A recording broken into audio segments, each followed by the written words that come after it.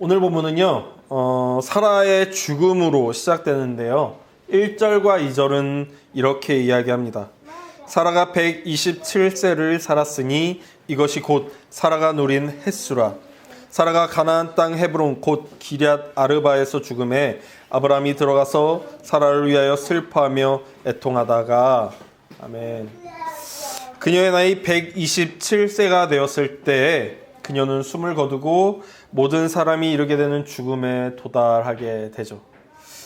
창세기의 저자가 사라의 나이를 기록했다는 것이 좀 이례적인데요. 왜냐하면 리브가나 레아 등 다른 족장의 아내들이 죽은 때에 대해서는 특히 그 나이를 기록하고 있지 않기 때문입니다. 오직 사라만이 죽었을 때의 나이가 127세였다라고 기록하고 있는 것이죠. 거의 130년에 가까운 127세, 127년의 세월은 그녀에게 어떤 무게였을까요? 저는 감히 제가 이제 겨우 40 조금 넘겼는데 저보다 그러니까 3배 이상을 더 산 그 삶의 무게가 얼마나 무거웠을지 저는 상상이 잘 안 되는 것 같아요. 겨우 40여 년의 세월만으로도 이렇게 막 수없이 많은 일들이 터지는데 130년의 세월은 얼마나 많은 사건들이 터졌을지 알 수 없기 때문이기도 하죠. 특히 제가 궁금했던 건요, 22장과 23장 사이에 있는 공백이에요. 약 20여 년의 세월이 흘렀을 거라고 예상되는데 아브라함이 믿음으로 자녀 이삭을 바치려 했다는 것이 22장에 나오잖아요. 그리고 그 이야기가 처음에 출발할 때 아브라함이 사라에게 나 이삭 바쳐야 돼, 이런 얘기를 전혀 안 하고 갔단 말이에요. 근데 갔다가 돌아와서는 이삭을 통해서라도 듣게 됐을 거 아니에요. 그 이야기를 들었을 때 사라는 어떤 생각을 하게 됐을까라는 거죠. 하나님의 음성을 들었다는 아브라함의 말과 결국 죽이지 않았으니 된 거 아니냐는 아브라함의 말, 그리고 하나님께서 실제로 이삭을 죽이려고 했을 때 이삭을 죽이지 못하도록 내 손을 멈추게 하시고 염소를 준비하셨다라고 하는 아브라함의 말을 들었을 때 사라의 심경이 어땠을까 하는 거죠. 아니, 생각해 보세요. 제가 어느 날 갑자기 서하 데리고 사라졌다가 3일 만에 오더니 여보, 하나님께서 나한테 서하를 바치라 그래서 어쩔 수 없이 내가 갔다 왔어 라고 한다면 저 사람이 제정신인가 하는 생각이 들지 않겠냐는. 지금도 아브라함의 이야기를 읽으면서요, 아브라함이 하나님께 절규해야 했다고 주장하는 사람들이 있어요. 심지어 유대교 랍비들이 남긴 미드라시에도 이 22장의 하나님의 시험은 진짜 아브라함이 이삭을 바치려고 하는 것이 아니라 마치 소돔과 고모라 사건 때 아브라함이 하나님께 요청하듯이 하나님 이삭 바칠 수 없습니다 라고 애원해야 됐다는 거고 해석하는 유대교 랍비들도 있어요. 역사 내내 창세기 22장의 해석이 어려웠던 거죠. 물론 저는 창세기 22장의 해석이 아브라함의 실패로 보아야 한다고 이야기하고 싶지가 않아요. 그런데 제가 궁금한 건 누가 봐도 이해하기 어려웠던 사건이 사라에게 어떤 흔적을 남겼을 거냐는 거죠. 내 남편이 내 아이를 죽이려 했다는 것을 들었다면 아내는 어떤 생각을 하게 됐을까요? 결국 22장 사건 이후에 아브람과 사라의 관계는 완전히 끝나버린 것 같아요. 왜냐면 보세요. 22장이 끝날 때요, 22장 19절을 보니까 이렇게 기록하고 있어요. 이에 아브라함이 그의 종들에게로 돌아가서 함께 떠나 브엘세바에 이르러 거기 거주하였더라. 어디에 거주했다고요? 브엘세바요. 근데 오늘 본문에 보면 사라가 어디서 죽어요?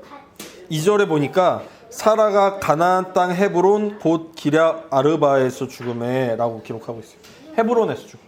아브라함은 브엘세바에 거하는데 사라는 헤브론에서 죽어요. 그리고 2절에 더 이어서 뭐라고 이야기하냐면 아브라함이 들어가서 라고 기록하고 있어요. 어떤 학자들이 이걸 해석하는데 아브라함은 사레가 죽었을 때 들어가야 했다라고 표현하면서 아브라함과 사레가 별거하고 있었다라고 이야기하거든요.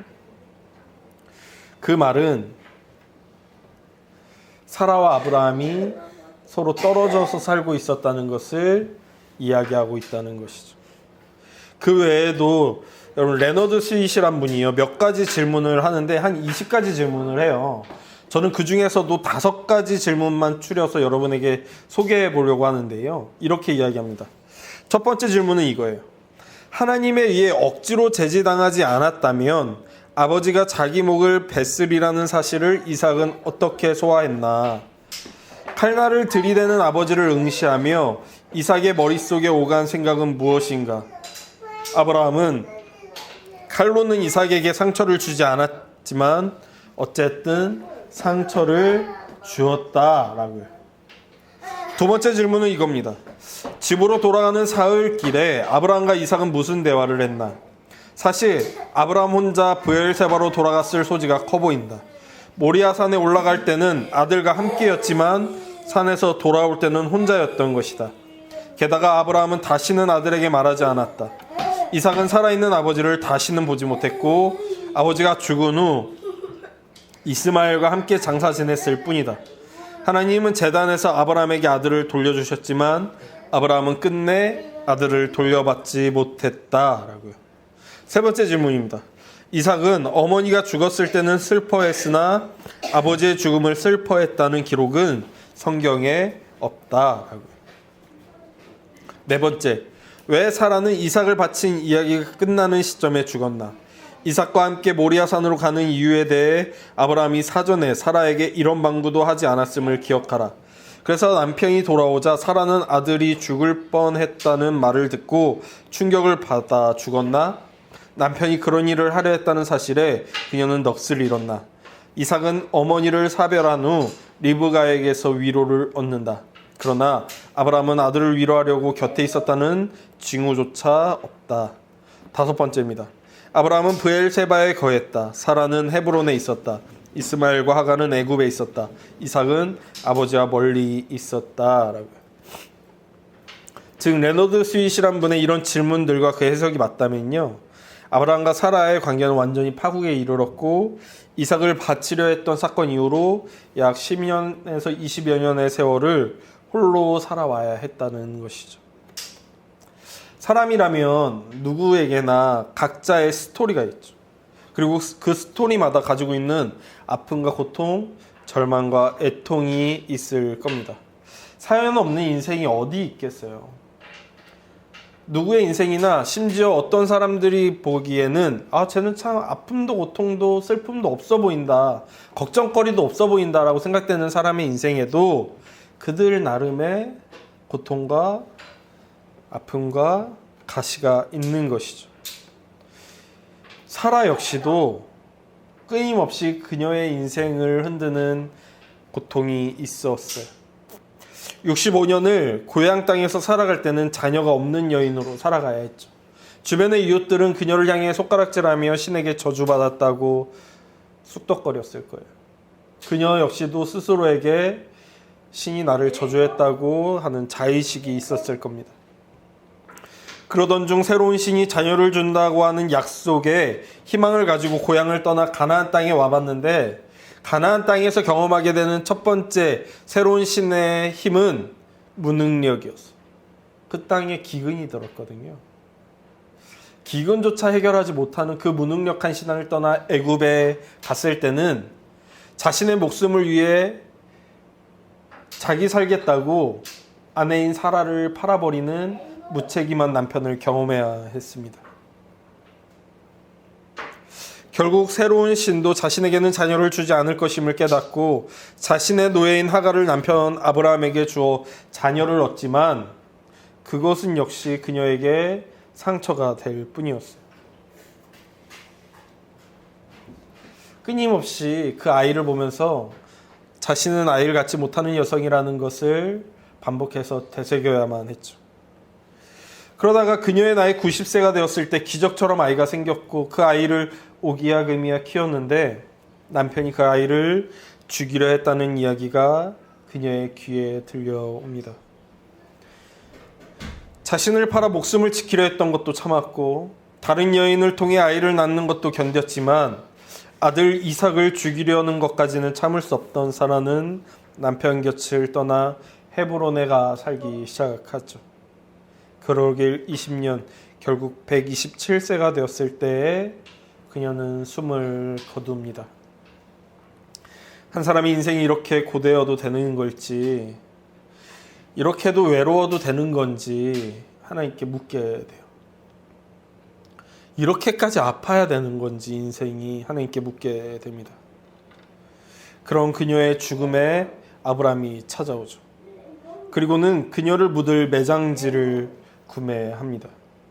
오늘 본문인 23장에는요. 그가 매장지를 구매하는 과정에 대해 잘 묘사해 주는데 그의 태도를 보면 4절과 7절 그리고 12절에서 보여주는데요. 이렇게 표현합니다. 첫 번째로 4절을 보면요. 나는 당신들 중에 나그네요 거류하는 자이니 라고 하면서 이 땅에서 살아온 지 벌써 수십 년, 60 몇 년을 살아왔는데도 여전히 나는 나그네입니다 라고 자신을 낮추어서 이야기하는 걸 보게 돼요. 그리고 7절을 보니까요. 이렇게 이야기해요. 아브라함이 일어나 그 땅 주민 헷조 속을 향하여 몸을 굽히고 라고 이야기해요. 여기서 굽히다라는 건 절하다라는 의미도 가지고 있거든요. 그러니까 햇사람들 앞에서 그가 절을 하고 있는 것을 보게 돼요. 그리고 12절에는 그가 또 이렇게 행동하는데 아브라함이 이에 그 땅의 백성 앞에서 몸을 굽히고 라고 하며 절하고 있는 모습을 반복해서 보여줍니다. 가나안 땅에서 살아온 지 벌써 63년이 된 이때에도 아브라함은 스스로를 나그네라고 이야기하고 있어요. 그리고는 스스로 가나안 사람들 앞에서 몸을 굽히며 애청하죠. 오늘 본문에 오기까지 하나님께서 반복해서 아브라함한테 이야기하시잖아요. 이 땅 너 준다. 이 땅 너 준다. 이 땅을 네가 소유하게 될 것이다. 네 자녀들은, 네 후손들은 이 땅에서 살아가게 될 것이다. 하나님께서 약속하신 땅을 그는 지금 돈 주고 사고 있습니다.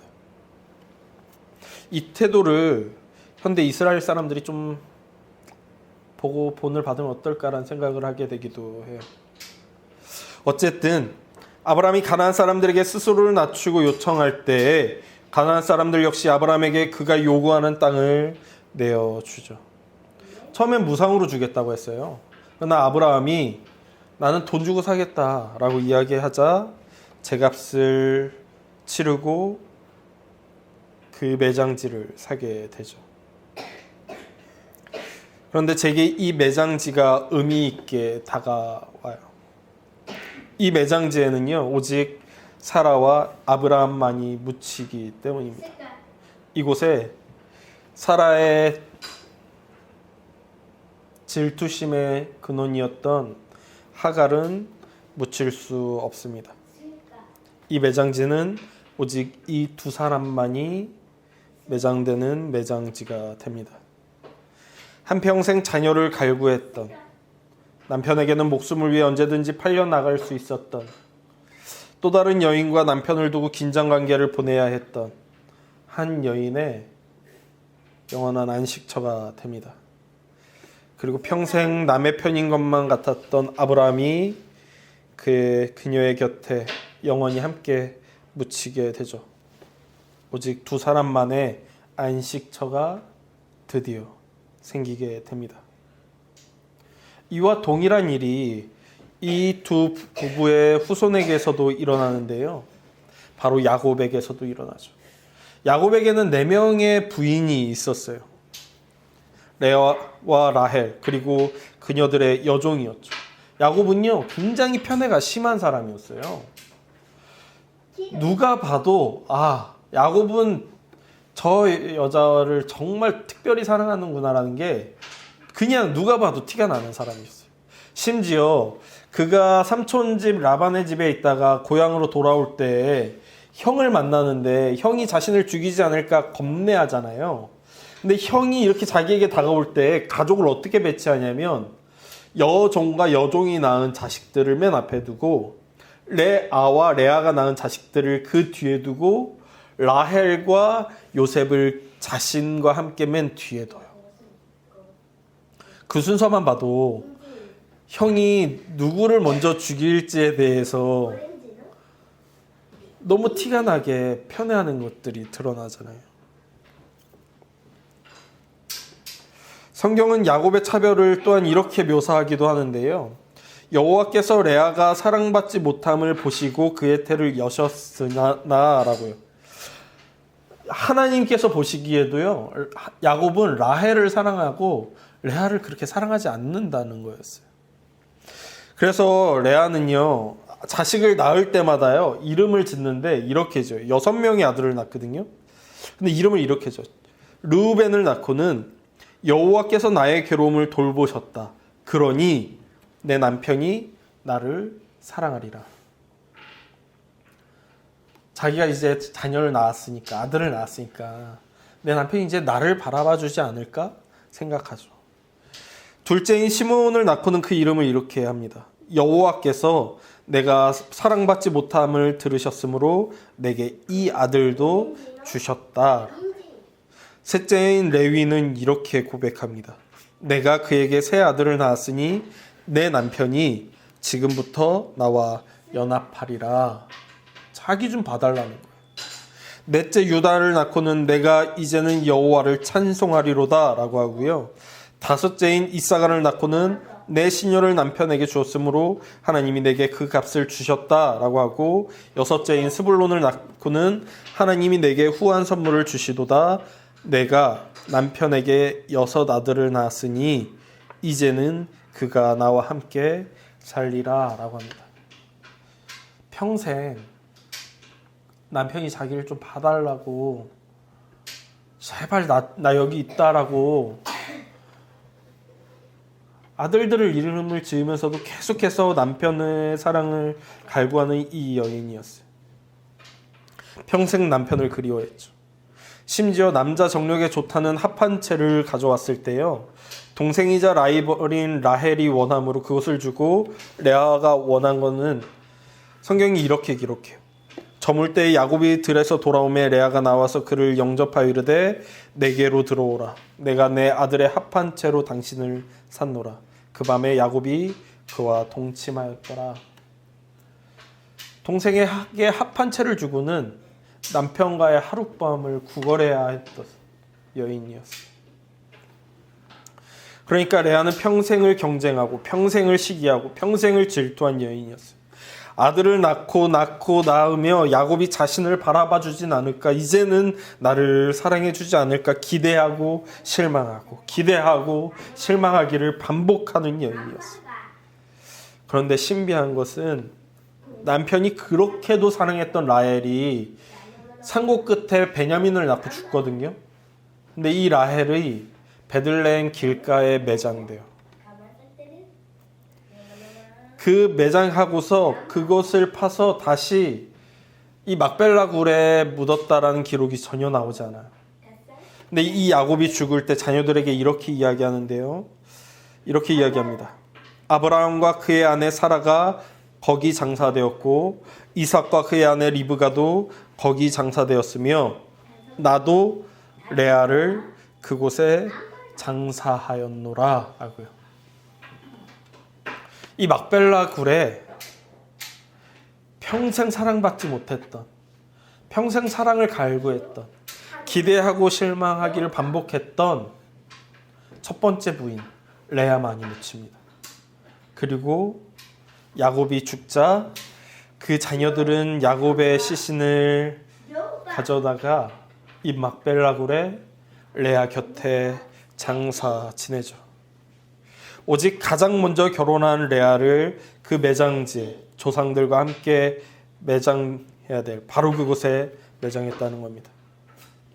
아브라함과 사라만이 묻힌 그곳, 이삭과 리브가만이 묻힌 그곳, 바로 그곳에 레아를 매장하고 바로 그곳에 자신을 매장해달라고 요청합니다.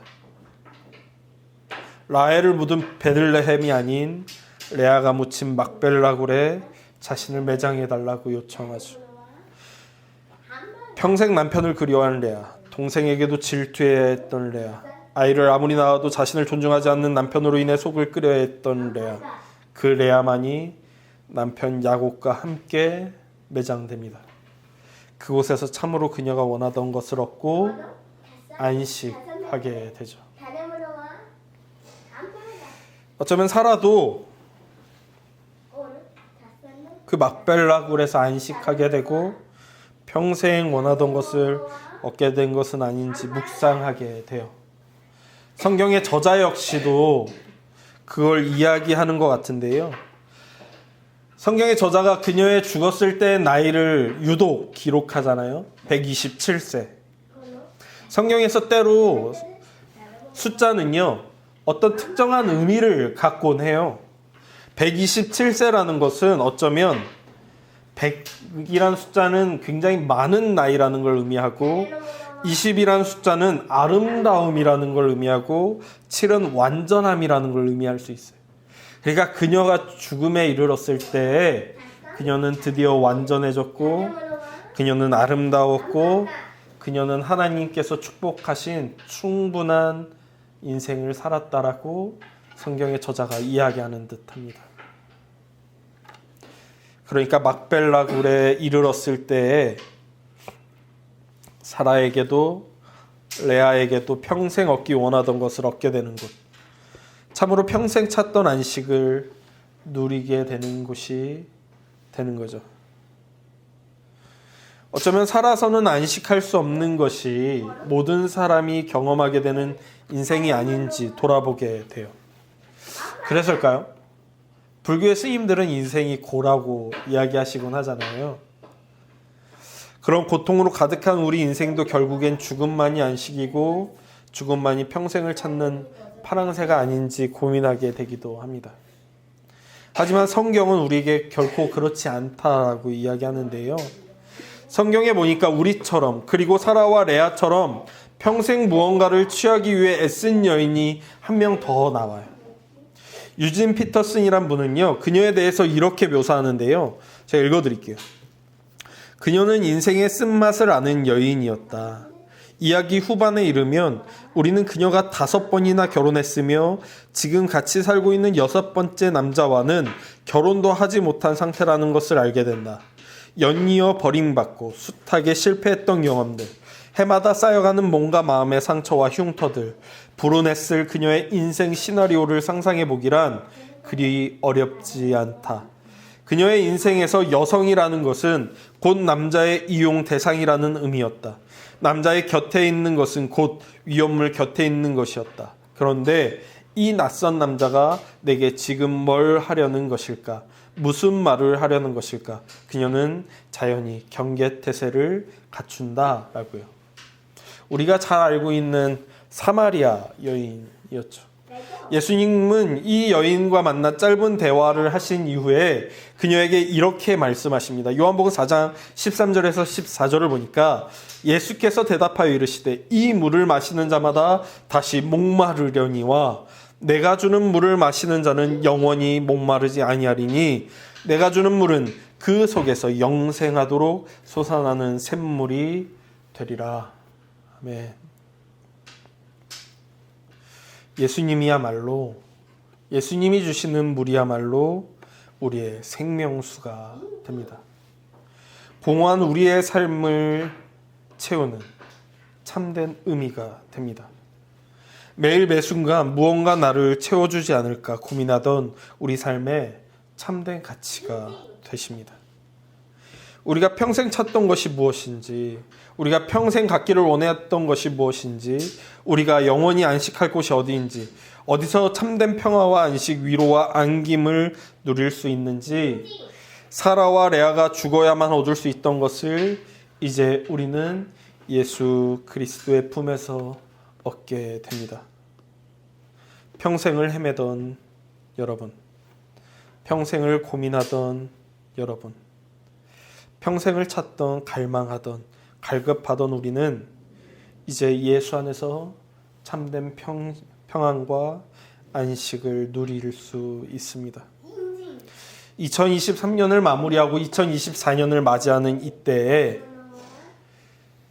지난 아픔과 고통, 슬픔과 애통, 절망과 눈물이 예수 안에서 위로받기를, 예수께서 부어주시는 우리 중심의 그 물이 영생하는 기쁨이 되기를 축복합니다. 예수 안에서 참으로 우리의 평생이 위로를 얻고 쉼을 얻고 길을 찾고 피로를 채우는 우리 모두가 되길 소망합니다. 사라와 레아가 막벨라 굴에서 참으로 안식하였듯 2024년 우리는 예수 그리스도 안에서 참으로 안식할 수 있게 되기를 기도합니다. 기도하겠습니다. 여호와는 내게 복을 주시고 너를 지키시기를 원하며 여호와는 그의 얼굴을 내게 비추사 은혜 베푸시기를 원하며 여호와는 그 얼굴을 내게로 향하여 드사 평강 주시기를 원하노라. 아멘.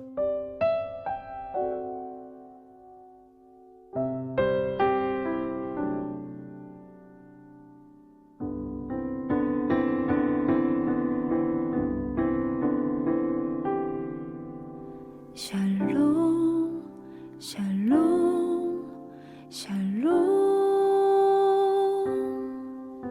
샬롬 샬롬 샬롬 내니 두려워 말아라 나의 아들 나의 딸아 안심하라 샬롬 샬롬 샬롬 샬롬 샬롬 샬롬 나의 평안을 주노라 세상과는 다른 평안 두려워 마라 샬롬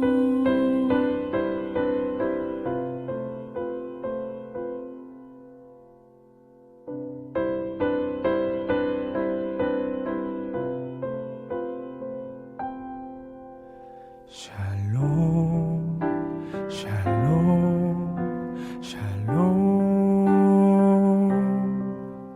샬롬 샬롬 샬롬 내니 두려워 말아라 나의 사랑 나의 이스라엘 안심하라 샬롬 샬롬 샬롬 샬롬 샬롬 샬롬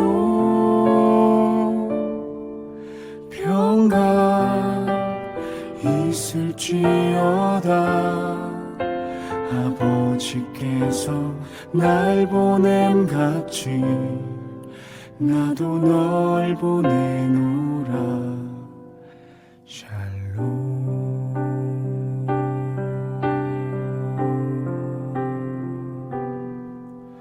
샬롬